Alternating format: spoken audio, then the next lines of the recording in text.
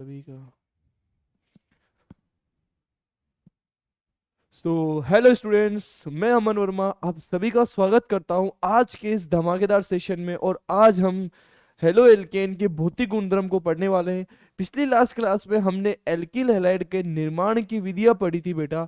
सारी चीजों को हमने स्टेप बाय स्टेप लिखा था, ठीक है। और कुछ क्वेश्चन भी सॉल्व किए थे, एनसीईआरटी के क्वेश्चन भी सॉल्व किए थे।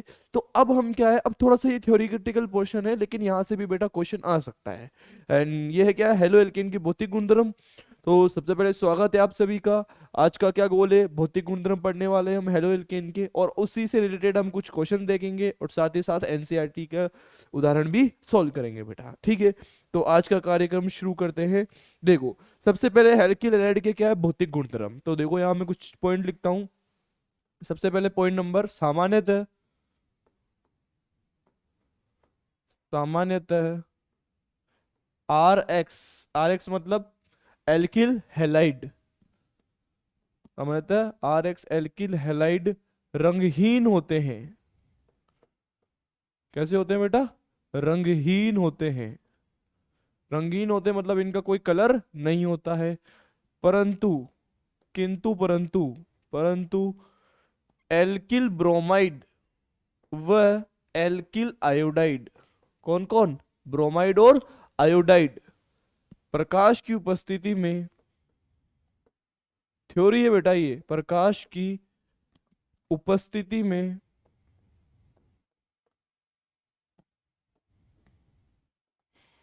प्रकाश की उपस्थिति में पीले पड़ जाते हैं। कैसे हो जाते हैं ये? पीले पड़ जाते हैं। मतलब क्या है? पीले पड़ जाते हैं, ठीक है। इसका मतलब क्या है? देखो, जो भी एल्किल हैलाइड होते हैं ना, सामान्यतः सभी के सभी कैसे हैं, रंगहीन है, कलरलेस है। लेकिन ये दो, ब्रोमाइड और आयोडाइड, इनको क्या है, जैसे ये भी होंगे रंगीन, लेकिन आप जैसे इनको थोड़ा सा भी उजाले में रखोगे, प्रकाश जैसे इन पे पड़ेगा तो इनका रंग हल्का हल्का पीला पड़ने लग जाता है। तो ये कलर बदल देते हैं। तो अपन ने पहला पॉइंट ये लिखा। फिर देखो दूसरा, निम्नतर एल्किल हैलाइड, निम्नतर एल्किल हैलाइड, कौन निम्नतर, कौन बेटा? कार्बन 1 से लेकर कार्बन 4 तक के जो भी हैलाइड है वो गैसेस स्टेट में होते हैं।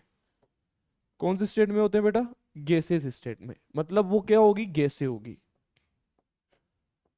छोटे अणुभार वाले, जिनका अणुभार क्या है, कम है। आगे देखो, उच्चतर, उच्चतर नहीं, मध्यम, मध्यम वाले, मध्यम एल्किल हैलाइड। मध्यम एल्किल हैलाइड कौन से होते हैं? कार्बन 4 से लेकर कार्बन 8 तक के। इसको येलो से लिखा जाए। कार्बन 4 से लेकर कार्बन 8 तक के जो एल्किल हैलाइड है वो किस में होते हैं बेटा? लिक्विड में होते हैं। लिक्विड का मतलब एल, एल बोले तो किस में होते हैं बेटा? ये द्रव में होते हैं। इसके बाद देखो, जो उच्चतर एल्किल हैलाइड है, उच्चतर एल्किल हैलाइड है, जिनका अणुभार क्या है बेटा, बहुत ज्यादा है, जैसे कार्बन 9 से लेकर कार्बन 12 तक के, या इसके बाद वाले जो हैं वो किस में आते हैं बेटा? वो आते हैं अपने ठोस के अंदर। वो किस में आते हैं बेटा? ठोस के अंदर आते हैं, ठीक है। तो अपन ने अभी तक दो पॉइंट देखे हैं। अगला पॉइंट देखो, इसके बाद इनकी विलेयता देख लेते हैं। विलेयता के लिए अपन नेक्स्ट पेज पे चलते हैं। ऐसा करते हैं, विलेयता के लिए अपन किस पे चलते हैं बेटा? नेक्स्ट पेज पे। थर्ड पॉइंट क्या है अपना? विलेयता। विलेयता, अब ध्यान से देखना आप, विलेयता होती क्या है। विलेयता का मतलब क्या है? किसी भी चीज को आप किसी भी विलेय ले लो, उसको अपन विलायक में मिलाओ, अगर वो उसमें आसानी से घुल जाता है, पूरी कंप्लीटली तरीके से घुल जाता है, तो हम उसको क्या बोलते हैं कि भाई ये जो है घुलनशील है। जैसे आपने देखा होगा कि नींबू को अपन पानी में डालोगे तो वो क्या होगा, घुल जाएगा। नमक को पानी में डालोगे तो वो क्या हो जाएगा। तो अपन उसको क्या बोलते हैं कि भाई पानी के अंदर नमक क्या है, घुलनशील है। नींबू क्या है, घुलनशील है। वही आप तेल डाल दो तो वो क्या है, अघुलनशील है, तो वो अविलेय है, और घुल जाए उसको हम क्या बोलते हैं, विलेय। तो अब हम एल्किल हैलाइड की बात कर रहे हैं। अब विलेयता के लिए आपको एक चीज और ध्यान रखनी है, जैसे इसका एक मंत्र है बेटा, ये मंत्र आप हमेशा याद रखना। ये मंत्र क्या है? Like dissolve like, like dissolve like. इसका मतलब क्या है? तुम जैसे हो ना, तुमको वैसे ही लोग पसंद आएंगे। इसका मतलब क्या है? जो जैसा है वो उसी में घुलेगा। समान समान को घुलता है। हिंदी में क्या बोलेंगे हम इसको? समान समान को घोलता है। जो जैसा है ना वो उसी में घुलना पसंद करेगा। समान समान को घोलता है। जैसे अगर तुम बेकार बच्चे हो तो तुमको बेकार बच्चे ही पसंद आएंगे, शैतानी करने वाले ही पसंद आएंगे। लेकिन अगर तुम अच्छे बच्चे हो तो तुमको अच्छे बच्चे ही पसंद आएंगे। तो अपन को अपने जैसे ही लोग पसंद आते हैं। तो समान समान को घोलता है, लाइक डिजोल्व लाइक, ऐसा याद रखना। ठीक है। अब इसका मतलब क्या है? इसका मतलब एक ऐसे याद रखना आप, जैसे मैं आपको यहां लिख देता हूं कि जो पोलर कंपाउंड है, पोलर कंपाउंड है, वो किसी में घुलेंगे? पोलर में ही घुलेंगे।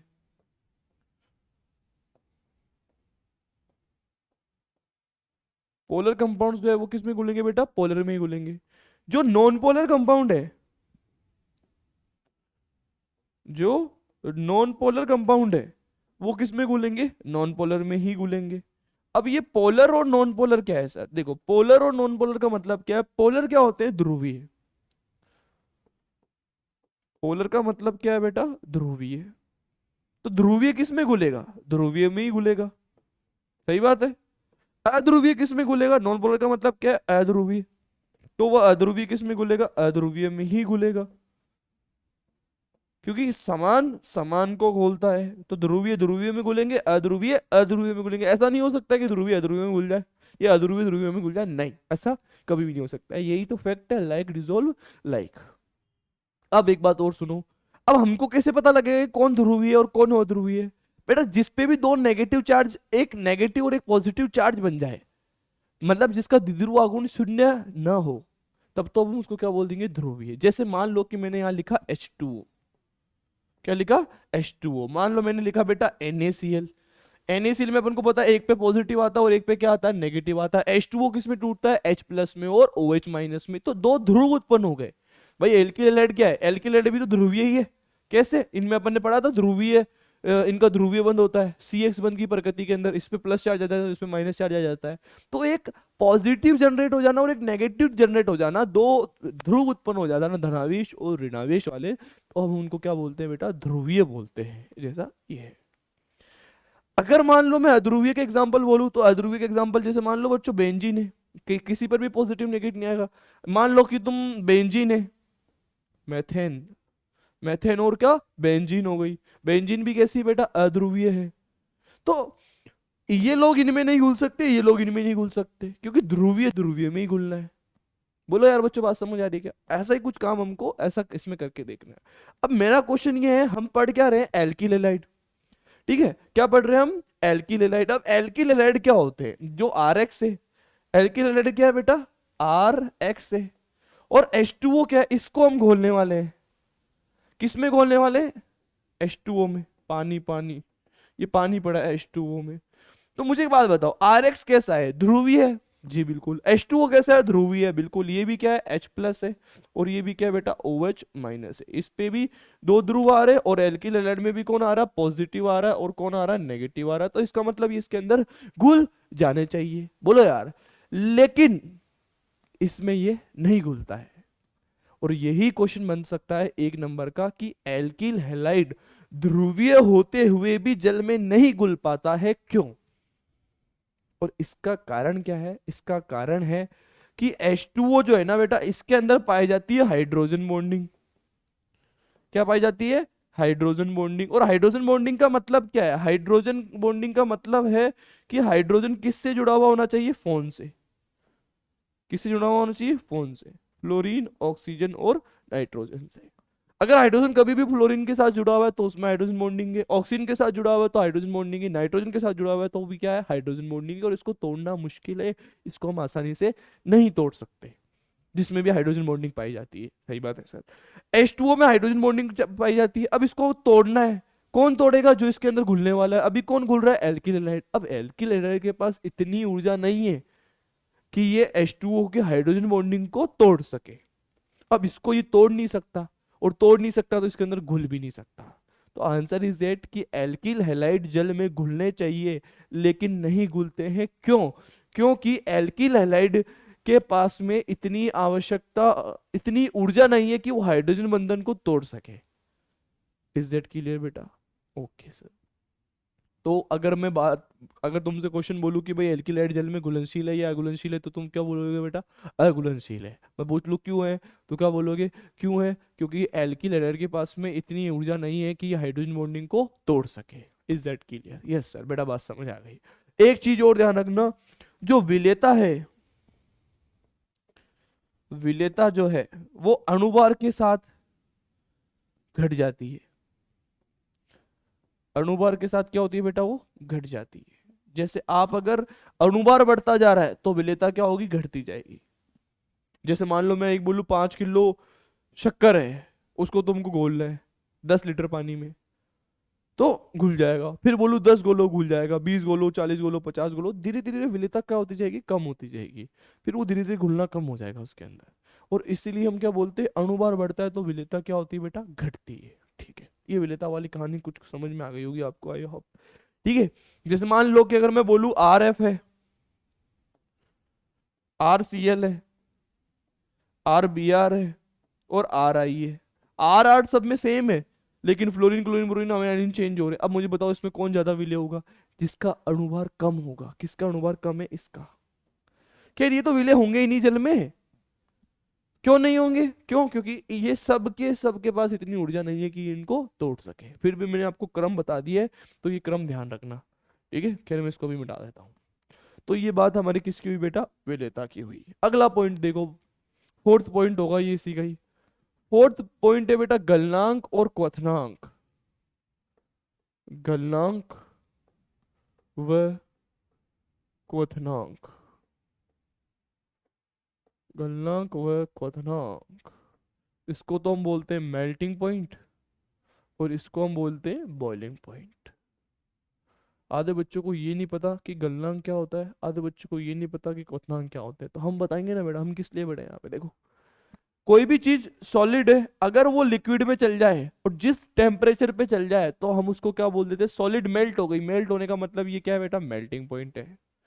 अगर कोई भी चीज लिक्विड है, लिक्विड से गैस में चल जाए तो उसको हम क्या बोलते हैं? उबल गई। तो उसको हम क्या बोलते हैं? बॉइलिंग पॉइंट है। क्वथनांक है जिस टेम्परेचर पे कोई भी ठोस वस्तु द्रव अवस्था में बदल जाए उसको हम क्या बोलते हैं? गलनांक। और कोई भी वस्तु द्रव से सीधा गैस में चल जाए जिस तापमान पर, उसको हम क्या बोलते हैं? Boiling point. और अगर सॉलिड से डायरेक्ट गैस में आ जाए तो अब हम उसको क्या बोलते हैं बेटा? सब्लिमेशन।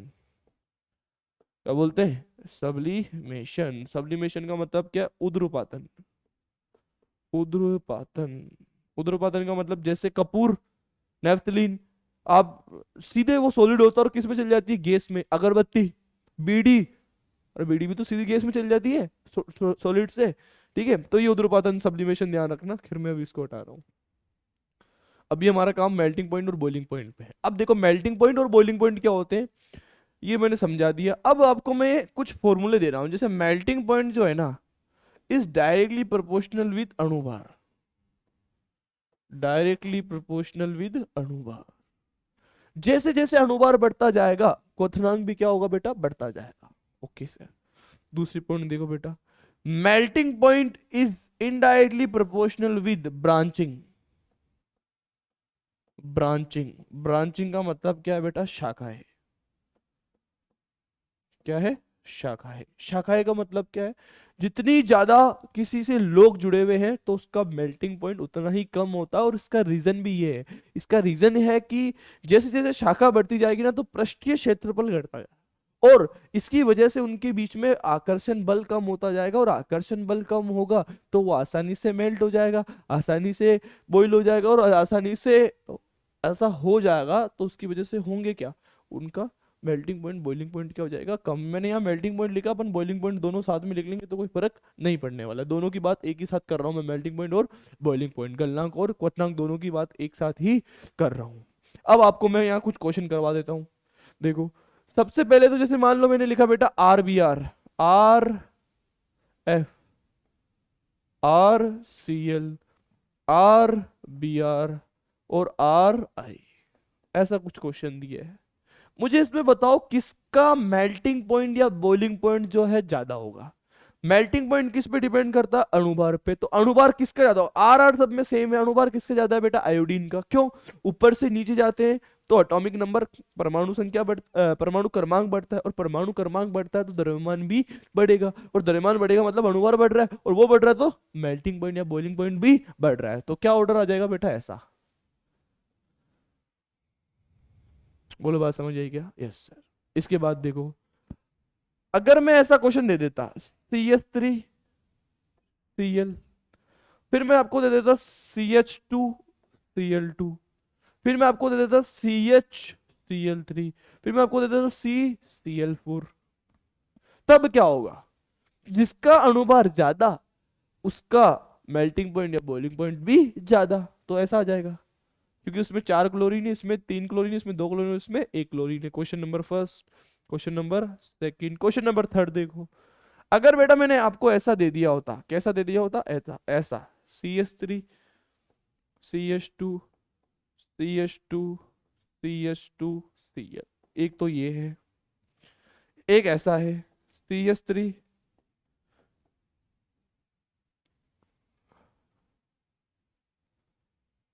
ऐसा नहीं, ऐसा नहीं, ऐसा, ऐसा नहीं, ऐसा, कैसा? ऐसा। कितने कार्बन होंगे? 5। अब मैंने ऐसा दे दिया आपको, कैसा? 1 2 3 4, और ये 5। एक मैंने आपको ऐसा दे दिया, CH3, CH3, CH3, CH2Cl, ऐसा दे दिया। अब मान लो कि मैंने इसको बोला बेटा ये A है, इसको मैंने बोला ये बेटा B है, और ये क्या है तुम्हारा C। अब तुम इसका क्रम बताओ मुझे, किसका मेल्टिंग पॉइंट और किसका बॉइलिंग पॉइंट कम ज्यादा होगा, इसी को देखना है। अणुभार देखोगे तो अणुभार तो सब में सेम आएगा, क्योंकि इसमें 5 कार्बन है, इसमें भी 5 कार्बन है, इसमें भी 5 कार्बन है, इसमें 1 क्लोरीन, 1 क्लोरीन, 1 क्लोरीन है। अणुभार तो सब में सेम होगा, ये काम नहीं कर रहा। अब तुमको ये देख लेना है ब्रांचिंग। ब्रांचिंग क्या होनी चाहिए? कम। शाखाएं क्या होनी चाहिए? कम। इसमें अगर मैं बात करूं तो कितनी शाखाएं है? एक ही तो है। अगर मैं इसमें बात करूं तो कितनी शाखाएं है? एक मेन ब्रांच ये हो गई, इससे कितने लोग जुड़े हुए? एक। बोलो। अगर मैं इसमें बात करूं तो कितनी शाखाएं है? 1 2 3, मतलब एक मेन जो है उससे 2 शाखा है, एक जो मेन है उससे 1 शाखा है, एक मेन जो है उससे कोई भी शाखा नहीं है। तो इसमें शाखाएं क्या है? ज्यादा है। एक बार मैं इनको हटा रहा हूँ, सूला लग रहा है ये। इसमें शाखाएं क्या है? ज्यादा है। भाई मेन चेन ही हो गई, एक कार्बन ऊपर है एक कार्बन नीचे है, तो टोटल 1 2 शाखाएं हो गई। और ऐसा होने की वजह से होगा क्या? इसकी शाखाएं ज्यादा है, तो इसका बॉइलिंग पॉइंट या मेल्टिंग पॉइंट क्या होगा बेटा? कम होगा। तो सी का तो क्या होगा? सबसे कम होगा। उसके बाद देखो, इसकी शाखा एक है, तो फिर कौन आएगा? बी आएगा, फिर कौन आएगा? ए आएगा। ऐसा। बोलो यार बच्चों, बात समझ आई क्या? यही तो काम करना हमको। A B C, इसकी शाखा कम है, इसकी शाखा थोड़ी ज्यादा है, इसकी शाखा और भी ज्यादा है। और ऐसा होने की वजह से इसमें होता क्यों है? इसका जैसे जैसे शाखा बढ़ती जा रही ना, पृष्ठीय क्षेत्रफल बढ़ता जा रहा है, और उसमें वांडरवाल आकर्षण बल दुर्बल होते जा रहे हैं, और आकर्षण बल कम होता जा रहा है, तो वो आसानी से बॉयल हो जाएंगे, आसानी से मेल्ट हो जाएंगे, और जिसकी वजह से अपना काम ऐसा बन जाएगा। आई होप कि आपको ये पक्का समझ आया होगा। आगे आओ, एक क्वेश्चन और देखो। अब मान लो बेटा मैंने ऐसा लिखा,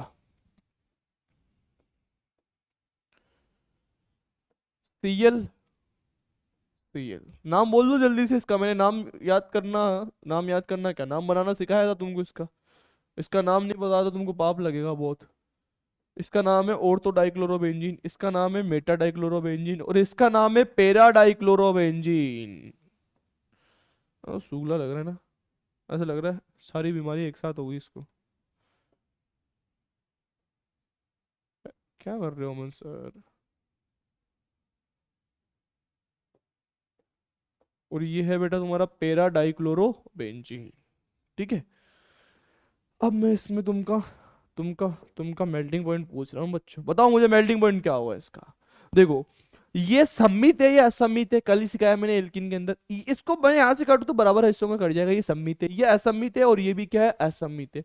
तो ये सम्मित होने की वजह से क्या है बेटा, इसका मेल्टिंग पॉइंट क्या है, ज्यादा है, ABC। और इसका कारण क्या है, कारण है क्रिस्टल जालक अच्छा बनता है। क्रिस्टल होते हैं इनके, क्रिस्टल जालक अच्छा बनता है।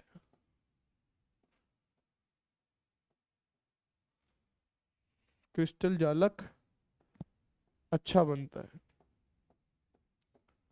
और क्रिस्टल जालक अच्छा बनने के कारण, मतलब तुम क्रिस्टली ठोसों में पहले चैप्टर में पढ़ोगे कि कोई भी, अगर उनका क्रिस्टल अच्छा है, बढ़िया तरीके से बंधे हुए हैं, तो इनको तोड़ना क्या है, मुश्किल है। मतलब इनका गलनांक क्वथनांक क्या है, ज्यादा है, इनको तोड़ने के लिए ज्यादा ऊर्जा लगेगी। एक थोड़े से यूं है, आसानी से टूट जाएंगे, और एक यूं है, आसानी से और आसानी से टूट जाएंगे। तो इसका मतलब क्या है कि इनमें सम्मित है, ये बराबर भागों में बट रहा है, और इनका जो क्रिस्टली ठोसों में निविड संकुलन जो बनता है ना, बराबर प्रॉपर तरीके से अच्छे से जम जाते हैं, जिसकी वजह से हम इसको आसानी से मेल्ट नहीं कर पाते। दैट मीन्स इसका मेल्टिंग पॉइंट ज्यादा है, फिर और कम, और फिर और भी कम। एक क्वेश्चन आपका ये भी बन सकता है। आ गया हो बेटा। इसके बाद नेक्स्ट फिर एक है, फोर्थ नंबर ये हो गया। फिफ्थ नंबर देखो, घनत्व भी पूछ सकता है आपसे। घनत्व क्या है, घनत्व होता क्या है, रो या डी, क्या होता है, मास बाई वॉल्यूम, द्रव्यमान बटे हुए आयतन। अगर द्रव्यमान बढ़ेगा तो घनत्व भी क्या होगा, बढ़ेगा। अगर बेटा आयतन बढ़ रहा है तो घनत्व क्या होगा, घटेगा। तो जैसे जैसे अणुभार बढ़ता जा रहा है, m बढ़ता जा रहा है, उसका घनत्व भी क्या होगा, बढ़ता जाएगा। ठीक है बेटा, यहाँ तक की चीज अब देखो एक बार, आपने क्या क्या पढ़ा है, मैं ये समझा देता हूँ एक बार। हमने शुरुआत करी थी एल्किल हैलाइड के भौतिक गुणधर्म यहाँ से। इसके अंदर मैंने आपको बताया था कि जितने भी एल्किल हैलाइड है, सभी के सभी क्या है, रंगीन है। और उसमें ब्रोमाइड और आयोडाइड क्या है, ये प्रकाश की उपस्थिति में रंगीन हो जाते हैं, मतलब पीले पड़ने लग जाते हैं। छोटे जो निम्नतर अणुभार वाले जो एल्कीन है, निम्नतर अणुभार वाले जो एल्किल हैलाइड है, वो कैसे होते हैं बेटा, गैस की फॉर्म में होते हैं। जो मध्यम वाले हैं, जिनका अणुभार बीच बीच में है, वो कैसे होते हैं, गैस होते हैं। उसके बाद में जैसे जैसे अणुभार बढ़ता जाता है, वो किस में आने लग जाते हैं, ठोस अवस्था में आने लग जाते हैं। ऐसा अभी तक मैंने आपको समझाया है। इसके बाद देखो बेटा, विलेयता की बात करी। विलेयता क्या होती है, like dissolve like. Like dissolve like का मतलब क्या है, जो जैसा है वो उसी में घुलना पसंद करेगा। ध्रुवीय ध्रुवीय में, अध्रुवीय अध्रुवीय में। इसके लिए अपन ने बता दिया ध्रुवीय कौन होते हैं, अध्रुवीय कौन होते हैं। फिर ये बोल दिया कि जो एल्किल हैलाइड है वो भी जल में घुलने चाहिए थे, लेकिन नहीं घुल पा रहे हैं। क्यों, क्योंकि उनके पास इतनी आवश्यकता, जितनी H2O को तोड़ने के लिए ऊर्जा चाहिए, उतनी ऊर्जा नहीं है, और उसकी वजह से ये जल में क्या हो जाते हैं बेटा, अघुलनशील हो जाते हैं। उसके बाद हमने ये विलेयता देख ली। इसके बाद हमने गलनांक वलनांक देखा। गलनांक वलनांक होते क्या है वो बता दिए, किस पे डिपेंड करता है ये बता दिए, और कुछ क्वेश्चन की प्रैक्टिस कर ली। ठीक है। उसके बाद फिर एक मैंने आपको ये चीज बता दी। फिर उसके बाद में हमने किसको देख लिया बेटा, घनत्व को देख लिया। अब आप एक काम करना कि जितने भी इनके एनसीईआरटी में जो भी टॉपिक दे रखे आप उनको पढ़ना, उसमें कुछ क्वेश्चन दे रखे बढ़िया बढ़िया से, उनको सॉल्व करना। अगर वो सॉल्व नहीं होते तो मुझे कमेंट सेक्शन में बताना, मैं आपको जरूर बताऊंगा। ठीक है बेटा। तो आज की इस वीडियो में हमने भौतिक गुणधर्म को देखा है। अब नेक्स्ट क्लास में हम जो है रासायनिक गुणधर्म को देखेंगे, और रासायनिक गुणधर्म बहुत इंटरेस्टिंग है। वहाँ थ्योरी नहीं है, वहाँ क्वेश्चन ही क्वेश्चन है, और बहुत मजा आएगा। बहुत अच्छे तरीके से हम उनको सीखेंगे। ठीक है बेटा, तब तक के लिए धन्यवाद।